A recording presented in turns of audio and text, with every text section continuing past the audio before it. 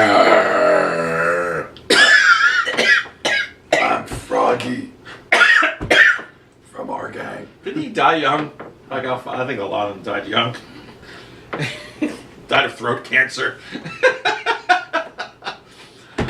Welcome. We are discussing top 10 horror movies that are monster movies. I said that wrong. Great job. Whatever. Monster movies. Cut. Monster men. Monster movies. There we go. While we watch this, we're going to be drinking Warlock beer from Southern Tier. Samantha. Out of the champagne glasses they gave my wife and I when we had our kids in the hospital. Back in the day, Very nice. they used to have a little like ceremony. You'd sit in the. Ooh, that is Wow, dark. That's really dark. Look at that. That's like colon cancer It's like shit stuff. Coke. All right. Oh, this is very fancy. Cheers.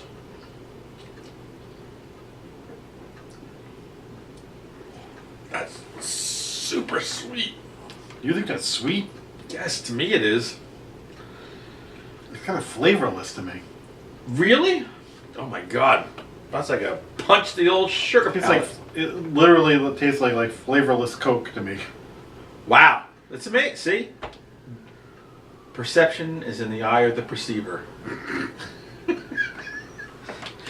ever watch... That's heavy. You ever watch All in the Family? Mm-hmm. Well, now Meathead, one time he had an artist that he was championing. And Archie thought it was crap. And Meathead says, you know, Archie, beauty is in the eye of the beholder. And Archie goes, and stupid is in the head of the Pollock. One of my favorite I would lines never of get all on time. TV today. No offense to Polish people. In fact, one of my favorite people on earth is Polish. Okay, so right, top 10 monster movies. Once again, he has put this list together. I have not seen or heard it. Yes. I will react. It's been sealed in a mayonnaise jar and put on Funkin' Wagnall's porch. Hermetically sealed. Let me ask you one quick question. Yeah, hit me. It could be a slow question. Monsters, this doesn't count like giant, like Godzilla. We're going to go with more like... I didn't do giants, no. I went with Because that is smaller. kind of like a different... Yeah, those are behemoths. Kaiju! Behemoths. Yeah, those kaiju. You're right. I didn't go kaiju. So there's no King Kong, Godzilla, King Ghidorah. Okay. Just for this, sometimes people on the I went with monsters you could find in your yard. or under your bed. In your mind, under your bed. Exit light! To quote, no, I'm quoting our song. Number one, I put, and there's no order really, Frankenstein. Frankenstein. The original Frankenstein, or Bride of Frankenstein, Son of Frankenstein, which we all know, the monster is not Frankenstein. The monster is the monster. But But he doesn't care if you call him Frankenstein. I always wondered, like people talk about when that movie came out, they would faint when they saw him come on the screen. And like I tell my kids, they can't believe it, but I'm thinking if you're not bombarded with imagery and stuff, it might have really screwed people up. I've never seen anybody faint in real life, though. I've seen it. I've seen it when my kids have gone to concerts of teeny bopper people, and I've seen parents have to carry their kids out. I have seen it. So it's possible. I can't fathom it myself. Although, if Shania Twain was to ever just come and disrobe in front of me, I might completely pass out. I can see that. I have no blood in my Oh man, I feel like a woman. So Mary Shelley, her Frankenstein became a universal, one of the first. I would universal say that monsters. he is sort of the poster child for monsters. Yeah, that was a no-brainer. So then that was the early 30s. What's better? You like part 2 better. Bride? Bride's stranger. Bride's more interesting. It's a 1A, 1B. It's very hard for me. I'll say one thing. The guy who plays Dr. Frankenstein really gets on your nerves after a while. He's nuts. It's alive. It's alive. He's like nutty. Completely nutty. Number 2, I stuck with the Universal. I went with one of the first Universal monsters. I ended with the last, Creature from the Black Lagoon, which For those of you who don't know, there are 3 creature film movies. It was not just one. There's a trilogy on there that follows a set path. What are the 3? There's Creature from the Black Lagoon, Revenge of the Creature, and The Return. Oh, Jesus Christ. Because Revenge of the Creature was the one that they would show when on like Channel 11, and you had to go to 7-Eleven and get 3D glasses. Well, The Creature from the Black Lagoon was the one that you had to go. That was on Pix 11. No, Revenge of the Creature they did too. I don't remember that. And then The Creature Walks Among Us. I've been drinking. So, No, you love him. I absolutely. I have met The Creature from the Black Lagoon and Julie Adams. One thing he always had was good taste in women. All 3 women in all 3 movies are just gorgeous, beyond gorgeous. But The Creature Walks Among Us, it was when they were turning him to a half man. Oh. And the creature put him in a pen on land and I don't think I ever saw that one. It's actually, it's pretty good, believe it or not. Pretty good. Curb your creature enthusiasm. But I was lucky enough to get this. If you're going to talk monsters, creature and monster are synonymous. Yes. No problem putting him, because really there's Dracula, Frankenstein, Wolfman, Mummy, Creature from the Black Lagoon. Those are the... Yeah, they're the Mount Rushmore of so Universal. You're talking monsters, even though he only really appears in a few movies. Monster Squad, Gillman. Gil. The Monsters. Uncle Gil. Uncle Gil. Uncle Gil. So yeah. So you would say, if you're just going to watch one, Creature from the Black Lagoon? Creature from the Black, that's perfect. That's actually, I'm going to watch that this October. If you read my book, They Rise, every character and every boat is a derivative of something from Creature from the Black Lagoon. So, and if you can figure it out, email me and I might give you something for being smart enough to figure it out. By the way, we got a freebie giveaway. What are you going to do this time? Let's do something creature related. Ooh. On your Facebook page, the first person to post their 5 favorite creature monster movies wins in response to the post of this episode. Winner, creature dinner. 5, number 1. I keep thinking 5. Why am I stuck on 5? I don't know. Okay, number 3. You're gonna like this one. John Carpenter's The Thing. I effing love this movie. Which you could swap it with Howard Hawks' original, but we're John Carpenter fanatics. Listen, this movie has everything. It's got tension. It's got balls to the wall special effect. It's got Kurt freaking Russell at his best. Wilford Brimley. We had an episode last year where we talked about our favorite horror movies, and we disagree on a lot of stuff, and the both of us really, gun to my head, The Thing's the best one. Yeah. I always vacillate between The Thing and Alien. The Thing has been my number 1 for a few years now. I mean, look, there's a handful of movies that I love, and it's hard to really put in order. I love American Werewolf from London. Come on. But it comes right down to it. You watch The Thing and it's just because even though I've seen it a million times, I still forget who's not the Thing. Not to mention, they did so much. You knew every character. You knew their names from the first time you watched that movie and what their characteristics were. That's the brilliance of that movie. And practical effects. Oh yeah.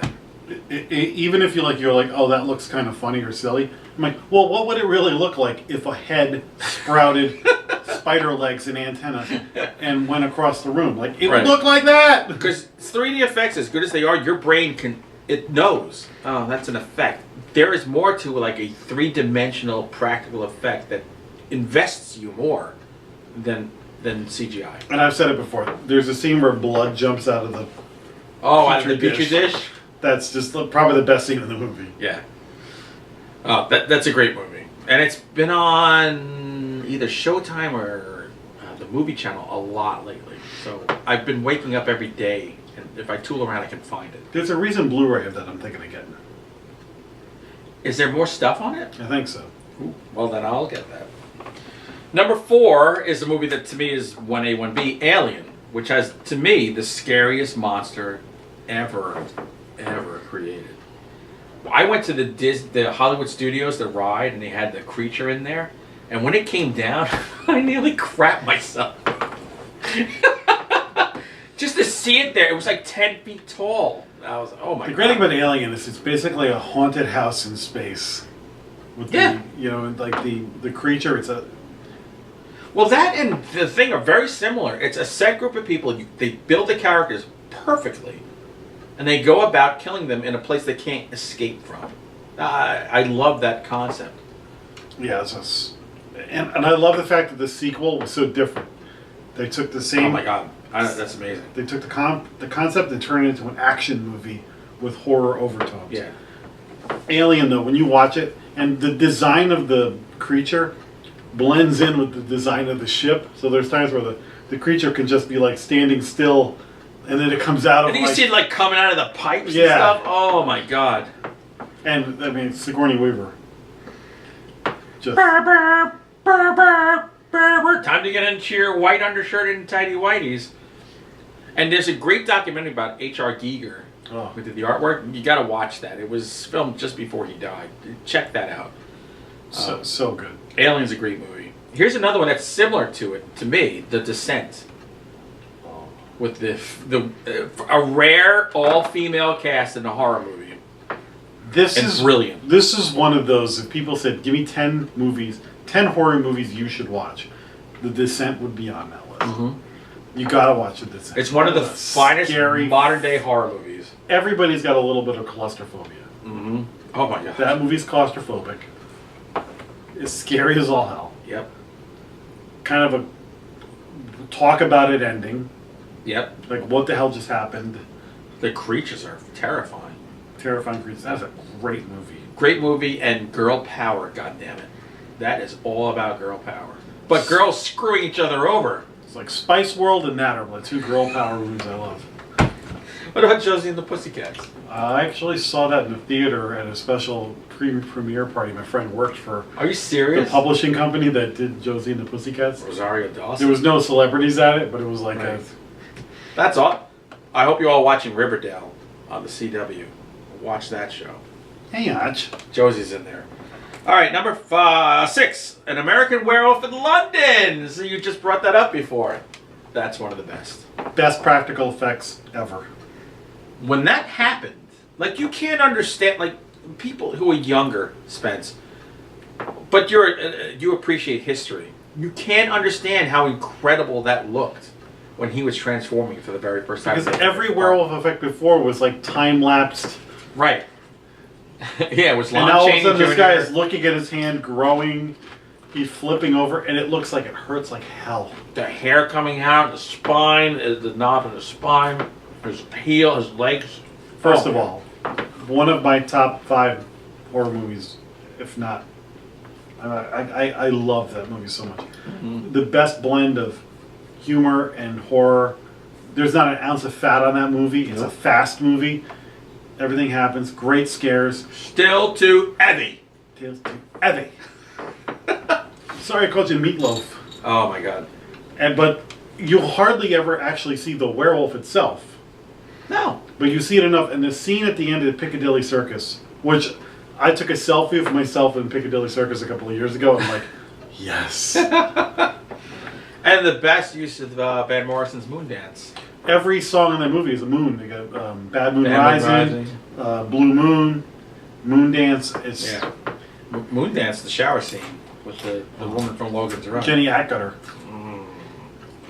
So yeah, that's a great movie. Here's another one, The Mist.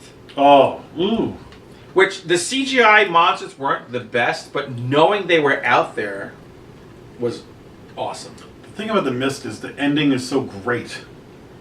It's such a kick in the nuts. And that's what kills. That's what prevents people from watching it again. But that's what makes it a legendary morbid buttholes that I am. My because like the rest of the movie is like okay, they're trapped in the store. There's these monsters like Lovecraftian monsters. Mm-hmm. It's all okay, but then if you were in that situation, there would definitely come a time where you would start to contemplate what they contemplate. Yep. And you would probably do what they did. And it would be the hardest thing you ever did. And, oh my god.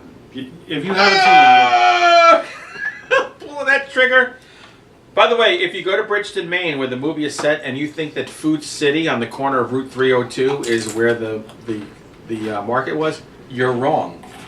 I used to go to the market that Stephen King went to and based it on, and it's further up on 302.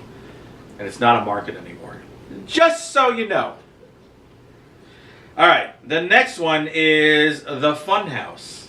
Ah, that's on my to-do list this month. Toby Hooper, Carnival, freak show ode to those wonderful. Wow, this is a top 10. For me, it's top 10. This is a movie I watch every year with Elizabeth Berridge. I love this movie. But you got a freak. You got a kid who's a freak who's basically, he's a kid, but he's a monster, and he's walking around in a Frankenstein mask, helping his dad during the show. That's a great movie. In fact, that's a movie, Scream Addicts, what they do is they concentrate on one movie and they can interview somebody, and I've reached out to Jinx, who runs the show, and I'm like, if you want to talk about The Funhouse, I'm your man. Because that's my movie. I love that movie. I loved freak shows as a kid. I went to a lot of weird carnivals and saw a lot of bizarre human and animal oddities. So to me, that's like, that movie is a breath of my childhood.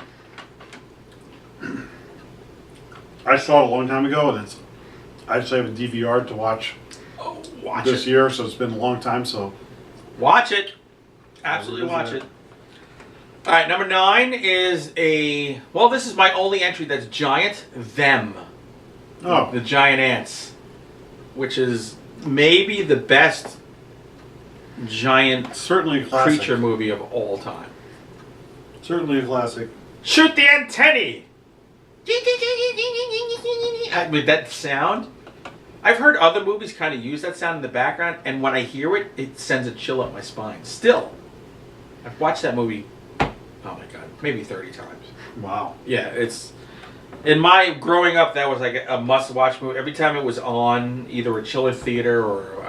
what was the one that we used to have? Creature Feature. Creature Feature. Or if it was on PBS, my father would find it on TV Guide. You watched it. And then when we got older and you got tapes, you bought it. You bought it on VHS, you bought it on DVD, Blu-ray. One of the great things about the area when we grew up was Channel 11 would show like a horror movie at midnight on Saturday nights. Yeah. And then Channel 5, I think it was, showed Creature Feature on Sunday afternoons. And Channel 9 would show monster movies too. We had like these 3 local TV channels that all showed. We showed a lot of horror movies because Channel 9 would show wrestling at midnight on Saturday nights, but they would show horror movies other nights. So we got exposed to a lot of stuff. So you'd be just flicking around, and you'd be watching something like that's how I saw so many movies. Or there are times where like you're talking about a movie, and I'm like, I think I saw that.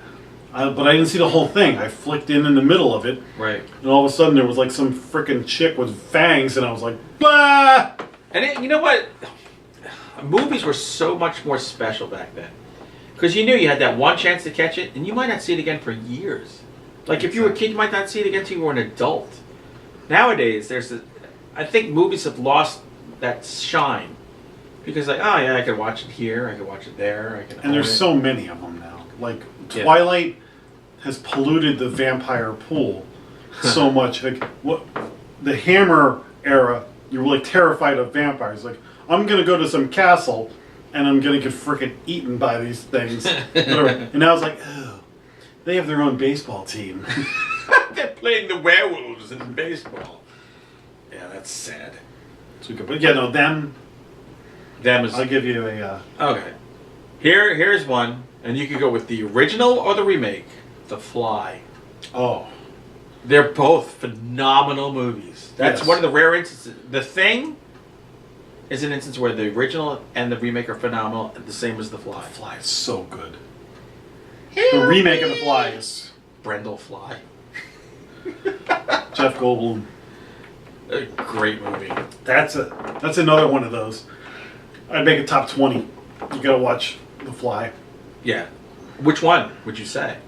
I would watch the Jeff Goldblum one. Really? I'd say the original. No, with Vincent Price. Scream at the top of your lungs. Darkness falls across the land. But Vincent Price is actually an ancillary character in the original. But it's a great movie. They're both great, but for a mass audience consumption, if you were to say, you want to see a great horror movie, well, remake nowadays, of The Fly, yeah, you'd have to whip out the remake of The Fly, which is awesome. The remake, there were Fly 1 and Fly 2, both original and remakes. Fly 2 was, that guy used to be dating Sandra Bullock. Oh, God, redhead, ginger guy. I can't remember his name. You see the guy from Dark Knight Rises? Screw it, don't watch it. Matthew Modine? No, it wasn't Matthew Modine. Whatever. Don't watch that. Here's a bonus one. I don't know if you've seen this. Spring. Oh, I saw Spring. Spring. I gotta say, Spring, It Follows, and Descent are probably my favorite 3 movies in the last 20 years. Spring is an amazing. I like Spring. I don't know if I put it that high up. It's a love story. Gorgeous. It's a travelogue. There's a really funny scene where the girl is a monster. Oh my God. And there's a scene where like she is halfway through transformation and the guy doesn't realize it. And they're like sitting in like a church or something, and her like tentacle comes up behind him, and he says something, and she changes her mind and pulls the tentacle back down. Yeah. That's just hilarious. It's a movie that doesn't get a lot of talk about it, but absolutely watch it. Oh, you gotta see it. If you're a horror movie fan, it's beautiful. That's a refreshing movie because it's a different take on things. Yeah. It's like I just watched a vampire movie called Transfiguration. Mm-hmm. That is so different from any other vampire movie because it's. I don't want to give away too much, but sometimes it's hard to even call it a vampire movie. But there's a vampire thing going on in it, Right. and it's not going to be everybody's cup of tea. But it's so original that I watched it, I liked it, and the next day I'm like, I like it more today than I did when I watched it. Like it was so good. So Spring is one of those that like it stays with you. Because I remember I was heartbroken in that movie. I was heartbroken, but I was filled with love. It's so weird the way that happens, but and you makes me want to go to Italy. yeah, Italy looked awesome. I want to go to Italy with a girl who's also a monster. Oh, I'll go anywhere with her. She's gorgeous. I think she's German. Whatever she is, she's she's right up her alley. So there you go. She's every bit of all right, baby. 11 monster movies you should watch before, I don't know, find a monster in the sewer. Whatever. So there you go. Also, Cookie Monster. Cookie! Oh, C is for cookie. I like vagina. V. All right, there we go. Good enough. See you next time. We got another episode coming, by the way. Slasher movies. Slasher movies next. We're not done. So stay tuned. Same hat, same shirts. We'll be back. Monsterman. Peace.